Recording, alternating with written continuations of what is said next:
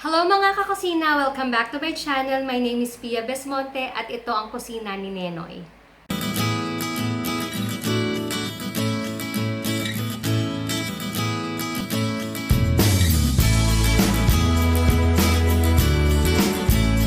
The last time na nagluto ako ng pakbet dito sa ating channel, that was when nagpunta kami sa Ilocos and kung paano yung pakbet doon ay ginaya ko lang pag uwi natin dito sa Manila. But right now, gagawa ulit tayo ng pakbet, but this time, this is going to be my own recipe na i-share ko sa inyo. And hindi naman ito malayo doon sa pakbet na nakakain natin on a daily or normal basis sa iba't ibang lugar. Tuloy-tuloy po natin ang pagluluto ng healthy and budget-friendly meals dito sa ating channel dahil yun po ang kailangan natin sa mga panahon ngayon. Kailangan po natin maging malakas, kailangan po natin maging healthy. At the same time, kailangan po natin masigurado na ang mga lulutuin natin ay budget-friendly. Kung ikaw ay hindi pa subscriber ng channel na to, be a certified kakusina by clicking on that subscribe button at i-click mo na rin yung tiny bell para notified ka sa mga susunod pa ng mga videos.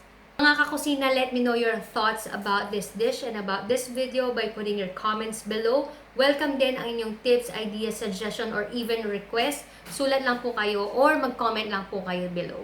So without further ado, umpisa na po natin ang pagluluto ng ating pakbet at ito po ang mga ingredients.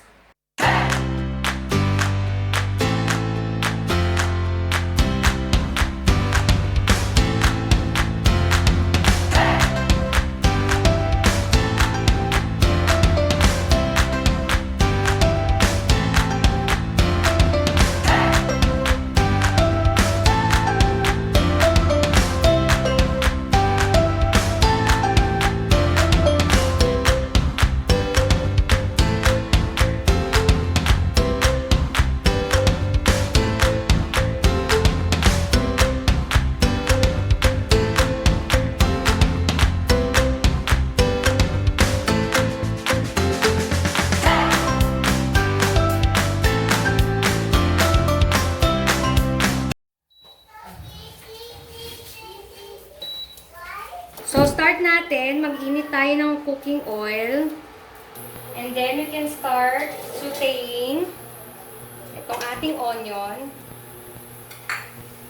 So, kapag ganito yung lulutuin ko, talagang piniprepare ko na yung mga ingredients kasi masyadong marami yung gulay. So, para medyo mahirap kapag yung parang simultaneous yung cooking.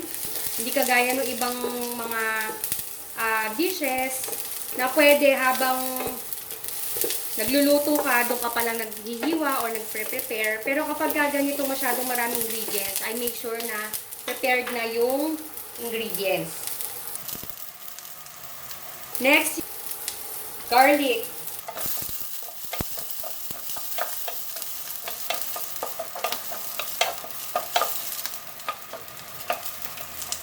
Then, itong tomatoes. O, kamatis.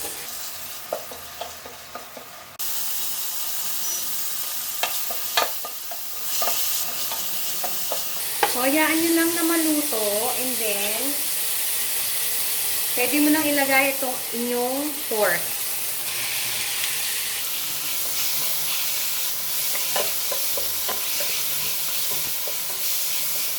Igisa mo lang maigi yung pork hanggang mag-golden brown. Pero bago yan, season it with salt.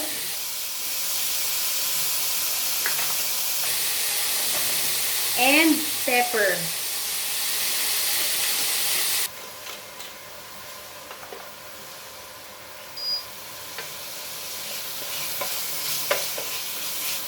Pagka medyo nag-brown na yung pork, you can add bagoong. So, this is optional. Kung ayaw nyo maglagay ng bagoong or kung allergic kayo sa bagoong, you can skip this part.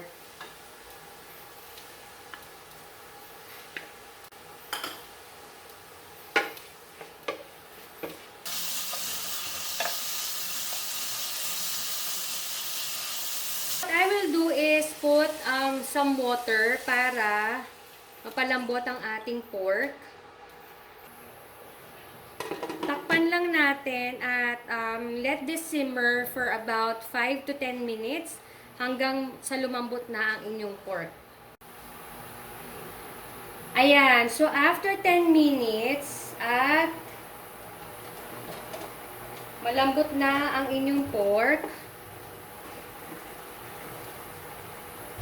what you can do is, pwede na natin ilagay itong ating pork cubes.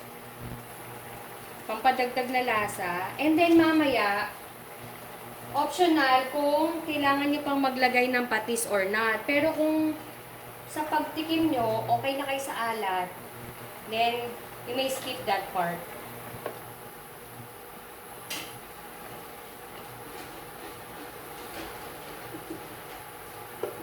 Add na natin itong kalabasa since ito yung pinakamatagal na lumambot.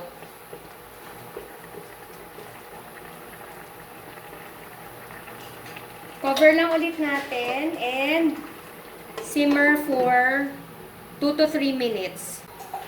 So after 3 minutes, kung i-check nyo at papunta na sa paglambot ang inyong kalabasa. Ayan.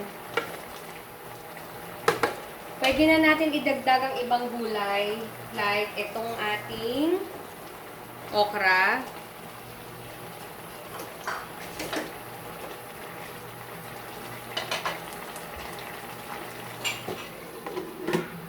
And then simmer nyo lang yan for 1 to 2 minutes.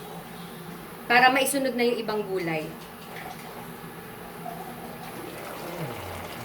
Okay. So, pwede na rin natin i-next ang ating sitaw.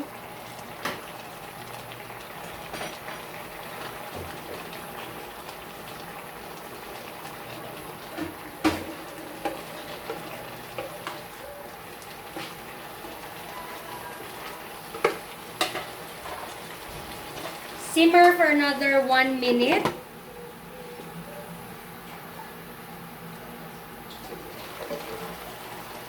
So, after a minute, at this point, pwede na natin tikman ang ating niluluto. So, we would know kung kailangan pa natin dagdagan ng fish sauce or patis.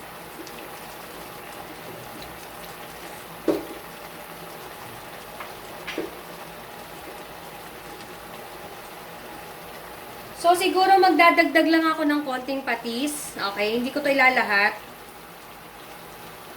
Yan. Just enough para lang may dagdag na alat.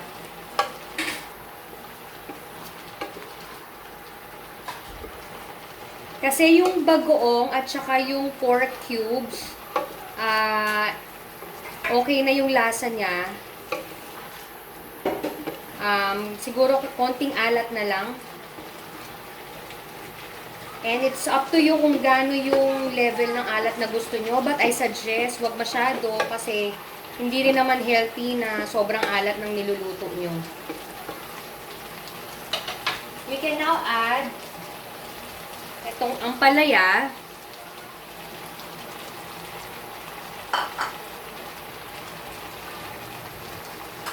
Simmer lang ulit natin for 1 to 2 minutes. So, ito palang talong, ang ginawa ko is binabad ko na siya sa water para hindi masyadong mangitim nung hiniwa ko. Ayan. Kasi kapag hinayaan nyo lang siya na tuyo, may tendency na masyadong mangitim yung inyong talong. While we are trying na lumambot ang ating ampalaya, pwede na natin idagdag itong talong o eggplant.